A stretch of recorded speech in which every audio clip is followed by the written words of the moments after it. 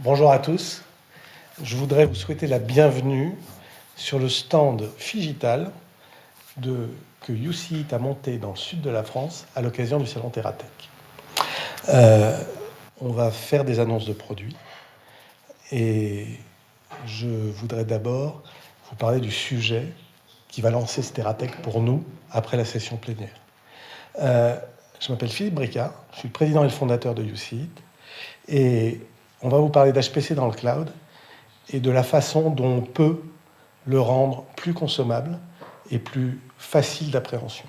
Ça fait quelques années qu'on parle de HPC dans le cloud. Maintenant, on l'a prouvé. On a vu que ça fonctionnait. Et pour m'accompagner dans cette discussion, Benjamin Depardon, notre directeur technique. Bonjour Benjamin. Bonjour Philippe. S'il te plaît. Bonjour à tous. Est-ce que c'est aussi simple que ça? Est-ce qu'on va pouvoir les lancer dans le cloud, nos clusters de calcul? Oui, on va voir comment, de manière très simple aujourd'hui. Bienvenue dans Cluster in a Box. Benjamin, s'il te plaît, un cluster de calcul, c'est quoi? Alors, un cluster HPC, pour faire simple, c'est un ensemble de ressources informatiques qui sont utilisées conjointement pour résoudre des problèmes, faire de la simulation numérique, traiter des données. Un cluster de calcul se compose d'un ensemble de nœuds de calcul qui sont généralement homogènes, mais sur lesquels on peut aussi retrouver quelques ressources qui ont des capacités différentes, typiquement du GPU, des nœuds avec plus grosse mémoire.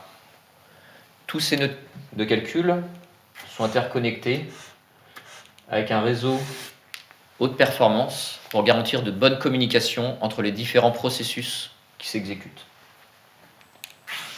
Attachés à ces nœuds, on va retrouver un ensemble d'espaces de stockage avec différents niveaux de performance.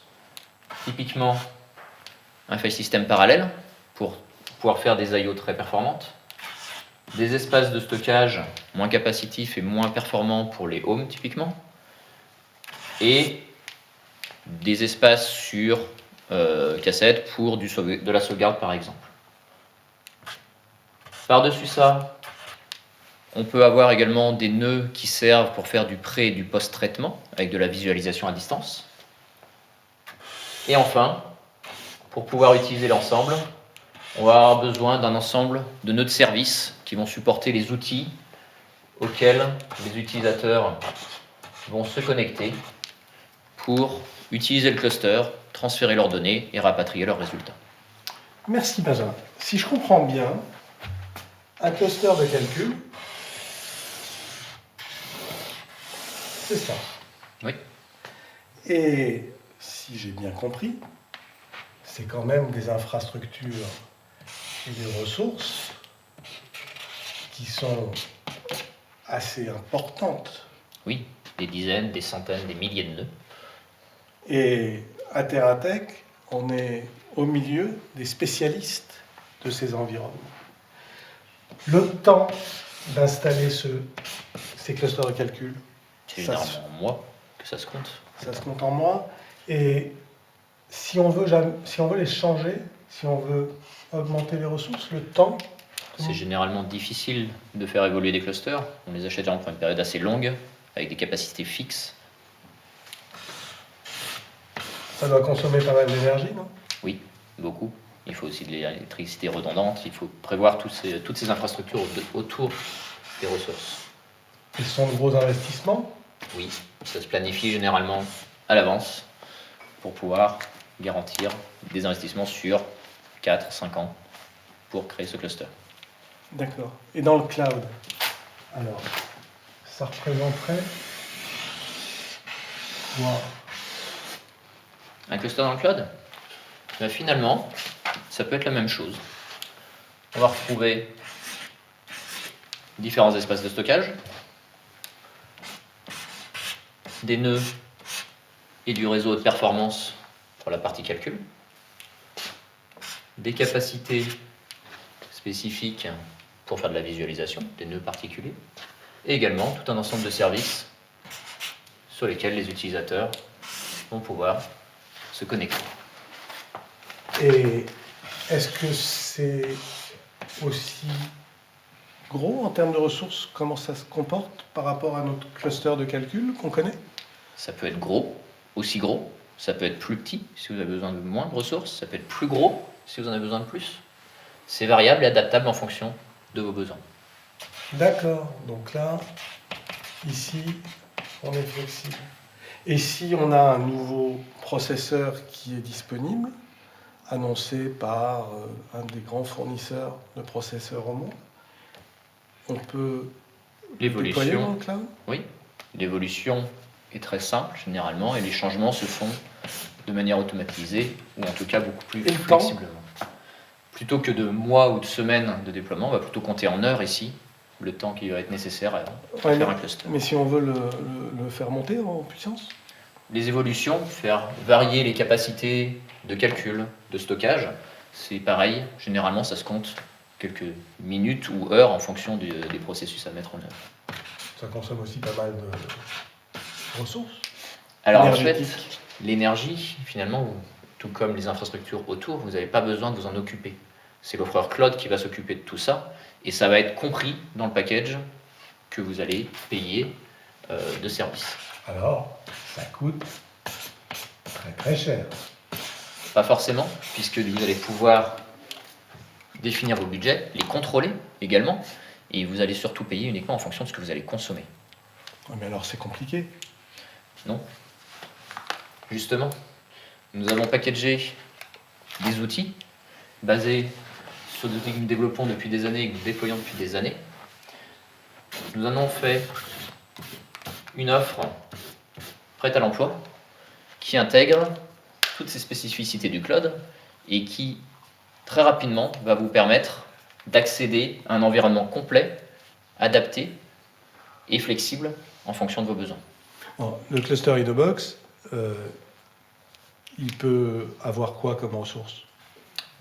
Toutes celles disponibles sur le cloud. Vous avez besoin de quelques nœuds de calcul simples, avec du réseau de performance, du GPU ou des centaines de nœuds, vous pouvez le faire. Chez UCIT, on utilise l'infrastructure d'Amazon qu'on a packagée effectivement dans cette boîte en fonction des besoins que les utilisateurs HPC peuvent avoir.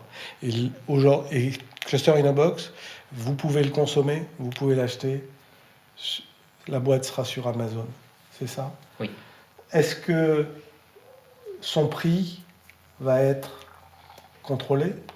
Vous allez pouvoir, en fonction des offres, définir votre budget et surtout, vous saurez à l'avance combien vous allez payer et la variabilité ne dépendra que de ce que vous allez exécuter sur ces ressources. Beaucoup de gens dans le cloud se méfient de l'impact de la variabilité sur leurs dépenses. Nous, ce qu'on leur propose, puisque on analyse les données des calculateurs HPC quand ils sont chez vous, ce qu'on propose avec nos outils CloudShaper qu'on a intégrés dans l'offre Cluster InnoBox, c'est de comprendre combien va coûter l'exécution de vos workloads et de pouvoir agir en fonction d'un budget, de façon à être tranquille. Et on va le gérer pour vous, de façon à ce que les alertes budgétaires, on agisse dessus et que vous n'ayez pas de mauvaises surprises. L'énergie que ça consomme, elle est consommée ailleurs. Vous n'avez pas à vous en préoccuper de refroidir les installations ou d'avoir une usine et une plomberie spécifique pour pouvoir être capable d'aider vos utilisateurs. L'utilisateur peut arriver au centre du jeu, mais si vous l'utilisez tout le temps, il sera plus cher que si vous l'utilisez de façon ponctuelle. Ce cluster dans le cloud, c'est quand il vous le faut, à condition que ça soit pas tout le temps, parce que sinon, vous avez certainement intérêt à investir sur la durée. La bonne approche est certainement une approche complémentaire. Nous, Cluster InnoBox, on en a fait 2 versions de façon à ce que ça soit aussi simple à appréhender que ce que ça va être pour vous à l'utiliser. On a un Cluster InnoBox standard édition. On vous propose de vous accompagner 5 jours par semaine, 7 heures à 9 heures par jour pendant les heures ouvrables, et on fera évoluer votre cluster. Une seule image de cluster. On va avoir une Advanced Edition. Cette Advanced Edition, c'est du 24/7 avec notre partenaire Do It Now, nous disposons des moyens de vous servir dans ces conditions. Et les images de clusters, les environnements de ce qui tourne et ce qui est important sur ces clusters, eh bien, vous pourrez en avoir plusieurs que vous allez pouvoir déployer quand vous le voulez. Tu m'as pas dit, en combien de temps est-ce que ça se lance un cluster? En 30 minutes, vous avez un cluster qui est prêt à être utilisé, sur lesquels les utilisateurs peuvent se connecter. C'est encore plus rapide que quand Amazon livre un colis. Encore plus rapide. Ça donne envie de l'acheter. Je vous encourage à nous appeler et on travaillera sur vos projets avec grand plaisir. Merci beaucoup et à bientôt.